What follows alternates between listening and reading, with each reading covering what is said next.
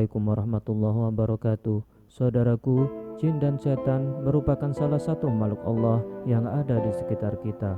Karena setan memang selalu berniat ingin mengganggu dan menggoda manusia dengan segala cara. Seperti halnya manusia, setan dan jin juga membutuhkan makanan yang ternyata sering kita temui di sekitar kita. Untuk itu, kita harus tahu dan lebih hati-hati lagi. Beberapa makanan jin dan setan antara lain. Pertama, makanan yang dimakan dengan tidak menyebut asma Allah. Dari Sa'id bin Jubair yang mendapatkan riwayat ini dari Abdullah bin Abbas. Rasulullah SAW pernah bersabda, kepada Allah Ta'ala iblis pernah berkata, Tuhanku, semua makhluk telah engkau jelaskan rezekinya. Pungkas makhluk terlaknat ini seraya sampaikan tanya, di manakah rezeki bagiku? Allah Ta'ala berfirman, di dalam makanan yang tidak disebutkan namaku. Hadis riwayat Ad-Diya. Setiap makanan yang tidak disebutkan nama Allah saat memakannya sangat disukai oleh jin dan setan, karena itu adalah rezeki bagi mereka. Yang kedua, kotoran. Kotoran sudah pasti menjadi makanan kesukaan iblis atau setan, sebagaimana jin atau setan sangat menyukai daerah kamar mandi di rumah kita, karena di sanalah terdapat makanan favorit jin, yaitu kotoran. Rasulullah pun menganjurkan kita untuk selalu membaca doa terlebih dahulu ketika akan memasuki kamar mandi.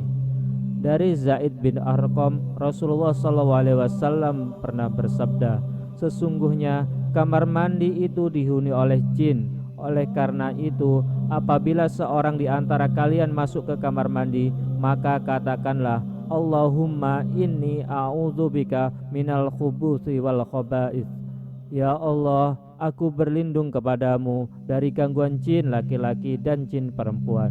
Hadis riwayat Abu Dawud, Nasai, Ibnu Majah dan Ahmad. Jin yang tinggal di tempat kotor seperti kamar mandi itu hanyalah jin kafir. Adapun jin muslim, mereka tinggal di tempat-tempat bersih dan wangi. Oleh karena itu, setiap muslim disunahkan setiap kali memasuki toilet atau kamar mandi untuk berdoa, Bismillahirrahmanirrahim. Allahumma inni a'udzubika minal khubuthi wal khaba'ith. Karena dengan berdoa demikian, jin kafir itu tidak akan mengganggu kita, sekaligus tidak akan dapat melihat aurat kita ketika kita mandi. Hal ini sebagaimana disabdakan oleh Rasulullah SAW dalam salah satu hadisnya. Dari Ali, Rasulullah SAW bersabda, apabila seorang masuk kamar mandi kemudian berdoa, Bismillahirrahmanirrahim, maka mata jin akan tertutup dan tidak akan dapat melihat aurat keturunan Adam. Hadis riwayat Ahmad, Turmuzi dan Ibnu Majah. Yang ketiga adalah tulang dan bangkai. Tulang adalah salah satu makanan kesukaan jin.